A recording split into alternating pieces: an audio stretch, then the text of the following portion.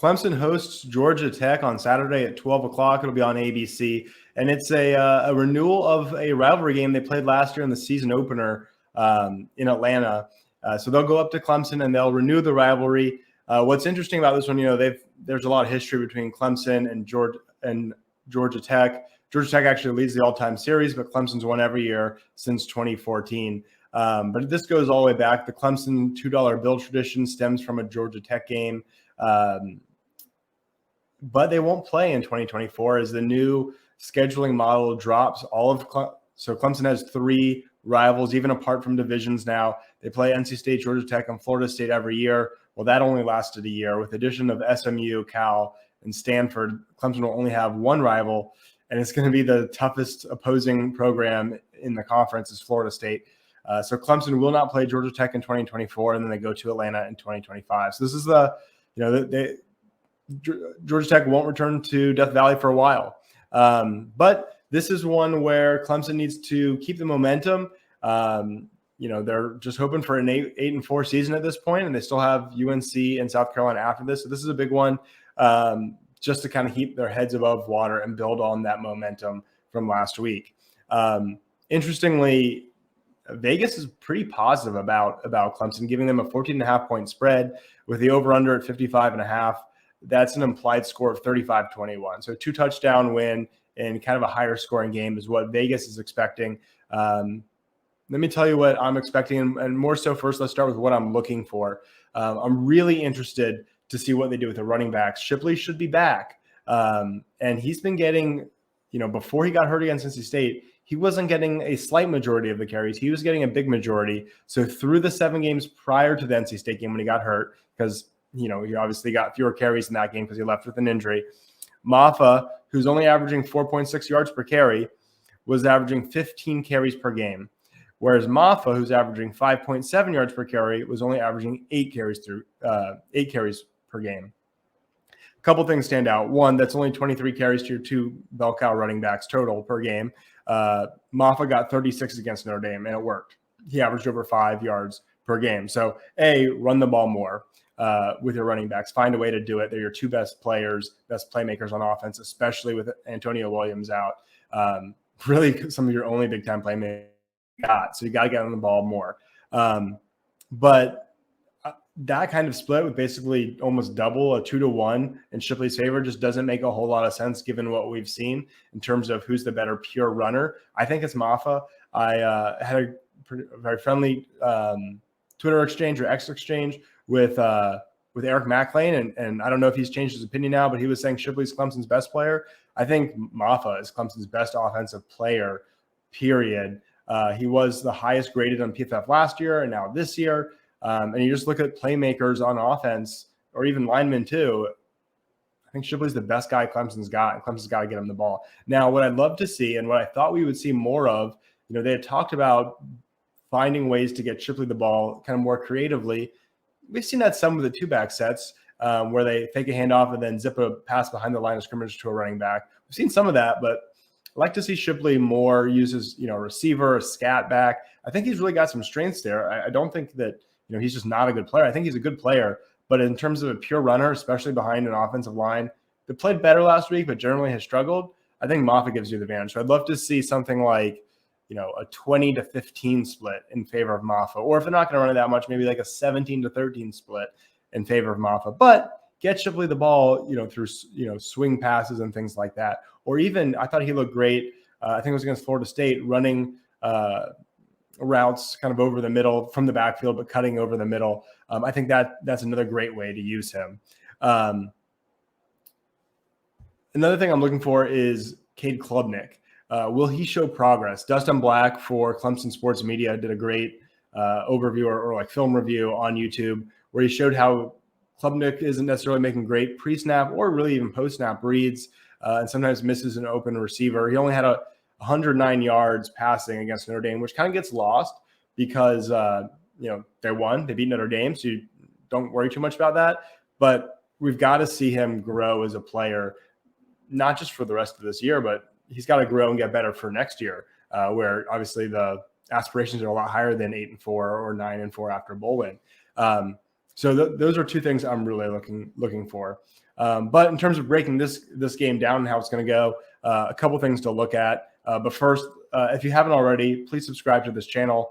It's really been growing, so thank you to all the folks who have already subscribed. But if you haven't, please go ahead and do so. All right, a couple things. So big disparity in terms of offense and defense for both teams. When Georgia Tech's offense is on the field, you're going to see some really good football. Clemson's defense is 6th nationally in total defense, and Georgia Tech's offense is actually 14th nationally total offense. So those are going to be two really good units going at it. But when Clemson has the ball, you're going to see some not as good football, because Clemson's offense is only ranked 54th, and they'll be going against a putrid defense that ranks 126th. So you won't see such good football there, but it'll be interesting to see. Clemson found a way to get points, and some of that was defense scoring against a good Notre Dame defense. Can they just rack up points against a bad defense? Can they score the 35 points that Vegas is implying they should score against this defense? And that's where I think you got to see something from Cade Klubnik. But the big advantage for Georgia Tech, and the thing that worries me, I think should worry all Clemson fans, is Georgia Tech is better at quarterback and wide receiver. And in modern college football, those are obviously quarterback, but wide receivers are all huge positions. Haynes King has 2,330 yards on 283 attempts, which is 8.2 yards per attempt, compared to Cade Klubnik, who has 2,056 yards on 320 attempts for only 6.4 yards per passing attempt. So a lot less explosive in the passing game for Clemson. And Haynes King is slightly better in terms of completion percentage at 63.3% versus 62.8%. So more explosive and, a little bit more on the completions. Now, it does have 10 picks, 22-10 touchdown to interception ratio for Haynes King compared to 14-6. So marginally better for Cade. And if Clemson could come away with some turnovers and just break even on the turnover margin, I think this is Clemson's game, because Clemson's defense is the best unit of any in this game by a good margin, right? So if Clemson can break even on the turnover margin, I think they can win this game. I think they will win this game. But if not, they got the worst offense. And if they make mistakes, it's going to be hard to stop this Georgia Tech offense time and time again. Clemson's also, just mainly because they don't have two guys who, at least I thought, would be key starters in Antonio Williams and Cole Turner. Without them, they're a pretty big disadvantage at wide receiver. Eric Singleton Jr. is the key receiver to watch on Georgia Tech.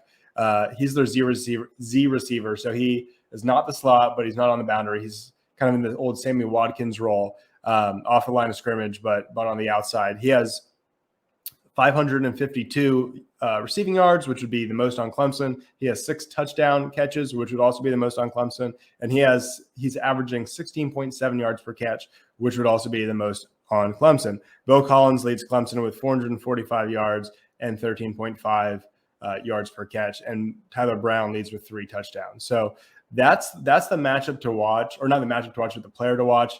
So if Clemson, we need to see Clemson utilize their running backs correctly and pound the rock like they did against Notre Dame, avoid those turnovers, avoid the fumbles, avoid the picks. If they could do that, I think they're in good shape, but that remains to be seen. So really, really curious to see if Klubnik shows progress, and if the coaching staff, Sweeney said that they're going to go with they want to go with the hot hand, and Mafah showed he had the hot hand. They want to give him the opportunity to stay hot. So let's see how that really plays out.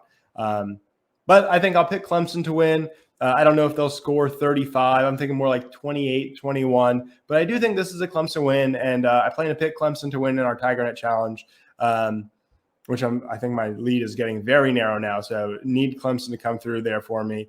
But I'll pick Clemson 28-21. I think it's probably not going to be as easy as it was a couple years ago. I think Clemson's got this. If you enjoyed this video, please give it a like. I would appreciate it. Really helps it get out to more people. If you want to hang on and talk a little basketball now, Clemson is 1-0 in basketball after beating Winthrop pretty handily. frankly, Winthrop's an okay squad. It's a decent win, nothing, you're going to go crazy about. But the eye test, man, they looked really good, particularly the front court. PJ Hall looked like a different guy. A lot of talk about how he wasn't healthy last year and how he's had this healthy offseason. And it shows, man. He's got a lot more spring in his step. He looked better defensively and ball denial, just a lot more burst and speed. He scored 20 points. He's not an elite rebounder. He had 5 rebounds, but Clemson's got a lot of size, and they'll just go with big lineups, and they easily make up for it. Ian Shefflin, the power forward, he seems like he's a lot more athletic than he was. He's grown a ton. Great player development story. He had 16.7 rebounds. I think he'll probably be Clemson's best rebounder throughout the season, and he looks like a legit major contributor. I think those two give Clemson one of the best front courts. And maybe the whole ACC. I mean, that's a great front court. I was also really impressed with RJ Godfrey, another front court guy. He's 6'8", really physical. He's built kind of like a tight end. He's not like these other basketball players who just look like stretched out, very tall and skinny. He's tall at 6'8", but he's thick. He could be playing on the football team. He had 12 points, 5 rebounds, and just 18 minutes off the bench. Him and Hemingway are the key bench guys. Hemingway played 21 minutes, went 3 for 4. Every shot he took was a 3, 9 points. That's really all you're looking for from him. Decent all-around game, but basically just be a 3-point assassin. And that's what he was, and that's great. Chauncey Wiggins started with Jack Clark coming off that hernia, but they both played. They basically got the same amount of playing time. Wiggins got 17 points and 17 minutes, and Jack Clark got 16 minutes. Jack Clark is the transfer from NC State. Neither of them had huge games and went off, but I was impressed by both of them. Just good, solid players, and that combo is going to be just fine for Clemson. Joe Girard's the big name transfer from Syracuse that picked Clemson over LSU. He only had 3 points, so that was kind of weird. I was expecting him to be a little bit more of a kind of like Brevin Galloway. I always said Brevin Galloway, reminiscent of that Seinfeld episode with George Costanza. I always said Galloway was a chucker, but when he gets hot, that's what you want. I kind of thought Girard would be that, but with better percentages. But he's more of a playmaker. He had 4 assists. He looks like he could play some point guard at times and take the pressure off Chase Hunter. So wasn't super impressed with the scoring, but I think learning more about the type of player he is that I didn't quite realize is actually gives me more optimism. So really impressed with this team. They're back in action on Friday. They play UAB. It's a 9:30 game, so if you want to tune in, pretty late start. But that's up in Asheville at one of these early season tournaments. UAB lost to Bradley, so they may be more vulnerable than expected. But assuming Clemson wins that game, they're about 75% chance to win, according to KenPom. They get the winner of Maryland-Davidson. Most likely that's Maryland, and Maryland's a top 25 team by KenPom. So that'll be Clemson's first big-time matchup in Game 3. So the schedule gets going with tough matchups way sooner than it did last year. Or I shouldn't say way sooner, just way more frequently. And it starts in Game 3 potentially. So a lot to look forward to. That game would be on Sunday. So thanks for sticking through all the way. I appreciate you. Thanks for watching. Thanks for subscribing. And go Tigers.